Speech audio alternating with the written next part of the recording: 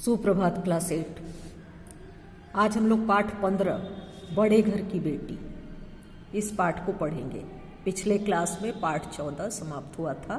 उसके प्रश्न उत्तर लिखने को होमवर्क के रूप में दिए थे और जहां असुविधा हुई थी ऑनलाइन क्लास में भैया बहनों के द्वारा पूछ करके उसको पूर्ण करने का प्रयास किया गया था।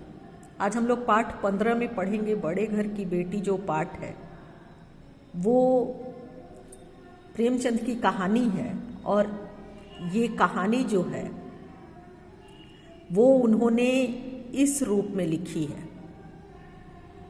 कि एक बड़े परिवार की, बड़े यानी समृद्ध परिवार से, खानदानी परिवार से एक लड़की आती है और किस प्रकार से वो परिवार को तोड़ने की जगह परिवार को जोड़ने का काम करती है। क्योंकि सामान्यतः हम लोग ये मान करके चलते हैं कि यदि अपने से उच्च कुल की कन्या घर में बहू बन करके आई तो वहाँ असुविधा होगी, लेकिन इस पाठ में इनके द्वारा ये बताया गया है कि जो बड़े घर की बेटियां होती हैं उनके स्वभाव में भी बड़प्पन होता है और वो तोड़ने का नहीं बल्कि जोड़ने का काम करती हैं। बेनीमाधव सिंह गौरीपुर गांव के जमींदार और नंबरदार थे। जमींदारी थी इनके पास। जमींदारी प्रथा आज के समय में समाप्त है, लेकिन उस समय ये जमींदार थे और उनके पितामह किसी समय, उनके जो पितामह थे वो किसी समय बड़े धन धान्य से संपन्न थे। गांव का पक्का तालाब और मंदिर जिनकी अब मरम्मत भी मुश्किल थी, उन्हीं के कृति स्तंभ थे। स्तंभ यानी पिलर, तो ये इनकी कृति स्तंभ के रूप में जाने जाते थे, यानी इससे इनकी ख्याति थी।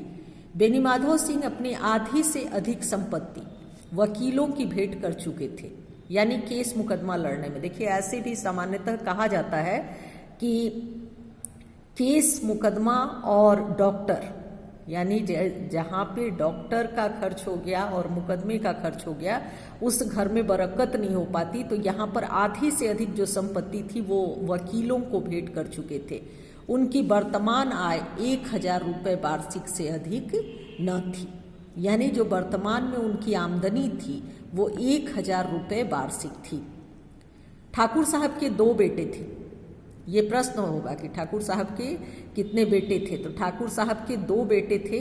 बड़े का नाम श्रीकंठ सिंह, उसने बहुत दिनों के परिश्रम और उद्योग के बाद बीए की डिग्री प्राप्त की थी। देखिए आज के समय में बीए या एमए की डिग्री प्राप्त करना आसान हो गया है, लेकिन उस समय ऐसा करना बहुत ही कठिन था। तो बड़े ही परिश्रम के बाद उसने बीए की डिग्री प्राप्त की थी। अब एक दफ्तर में वो नौकरी करते थे।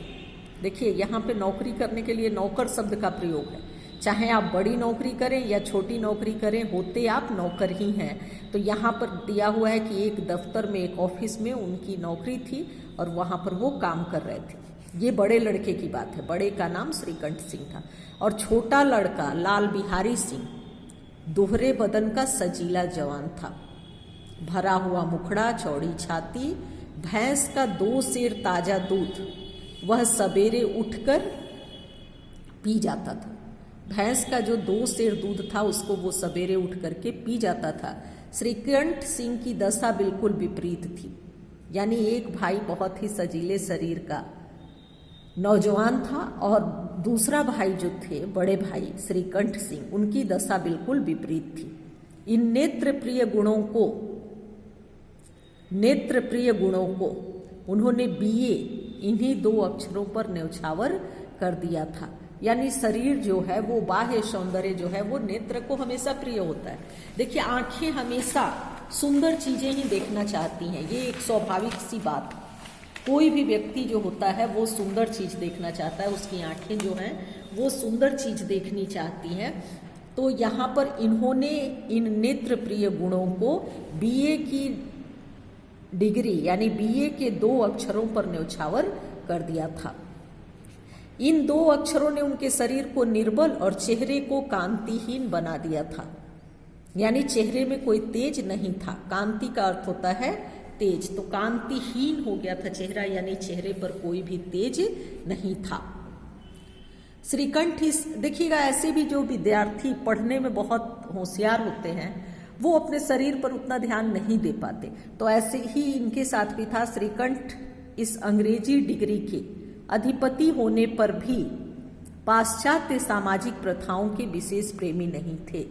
यानी उन्होंने डिग्री तो अंग्रेजी की ली थी, उनकी डिग्री जो थी वो अंग्रेजी की मिली थी, लेकिन जो पाश्चात्य सामाजिक प्रथा थी, जो पाश्चात्य गुण थे, पश्चिम देशों का जो अनुकरण था, उसके वो विशेष प्रेमी नहीं थे, बल्कि वे बहुधा बड़े जोर से उसकी निंदा और तिरस्कार किया करते थे।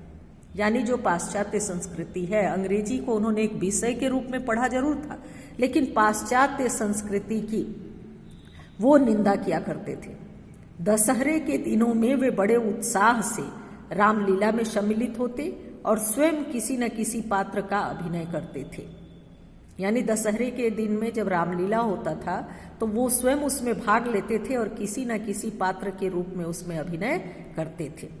प्राचीन सभ्यता का गुणगान उनकी प्रकृति का प्रधान अंग था।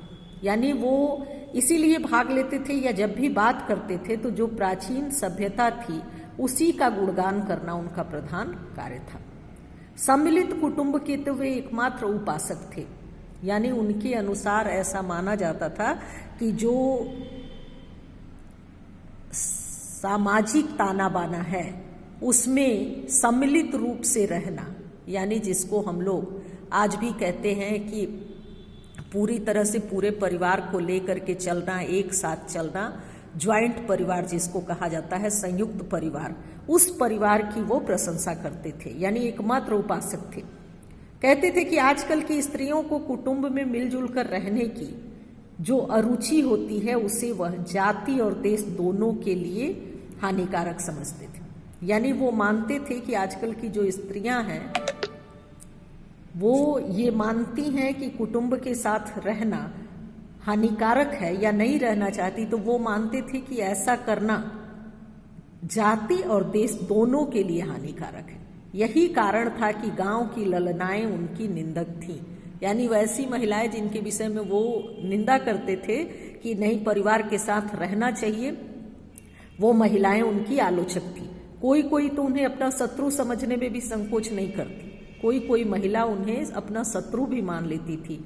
स्वयं उनकी पत्नी को इस विषय में उनसे विरोध था।